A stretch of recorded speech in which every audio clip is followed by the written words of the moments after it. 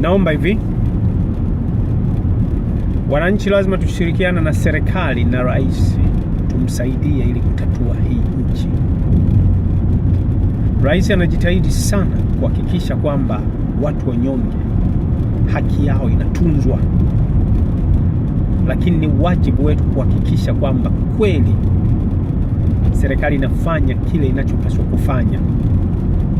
Kwa kufanya nini? Kwa kuhakikisha kwamba tunashirikiana na serikali vilivyo, ili kwamba katika yale mambo ambayo serikali inayofanya, sisi tunakuwa mstari wa mbele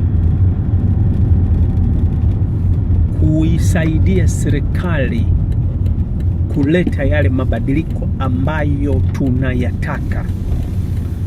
Muendeleza nchi ni mwananchi. Serikali itafanya sehemu yake ya kuwawezesha wananchi ili waweze kujiendeleza. Sasa ni muhimu sisi wananchi tukajua wajibu wetu katika kuendeleza nchi yetu. Si vyema kuachia mlolongo mzima au lawama kwa serikali kwa ajili ya maendeleo ya nchi.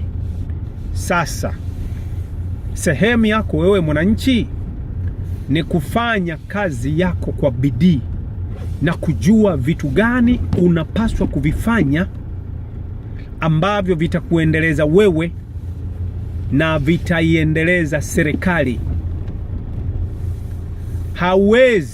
Serikali haiwezi kuendelea wala hatuwezi kuendelea kama sisi wananchi hatufanyi sehemu yake. Hata kama serikali ingekuwa ya malaika, kama wananchi hawafanyi sehemu yao na wajibu wao, itakuwa ni kazi bure. Kwa hiyo sisi wananchi lazima tujue tuna sehemu kubwa sana ya uwajibikaji katika kuendeleza maisha yetu binafsi na kuendeleza nchi yetu. Na ni nini hicho ambacho tunapaswa kukifanya?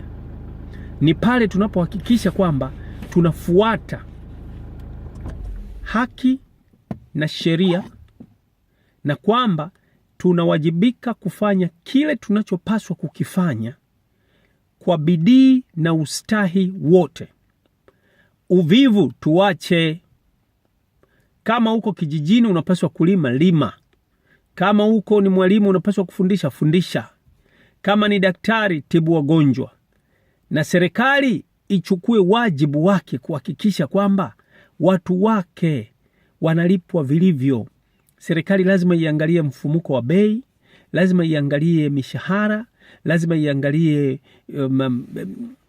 bidhaa, lazima iangalie miundombinu yote, lazima ihakikishe kila kitu ambacho kinawafanya wananchi waweze kujiendeleza kipo.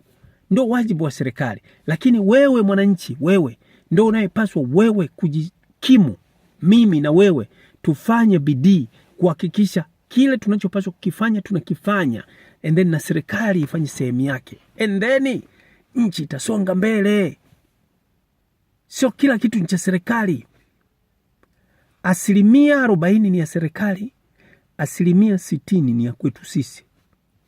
Fanya kazi kwa bidii na kwa ustahi, utaendelea na nchi itaendelea.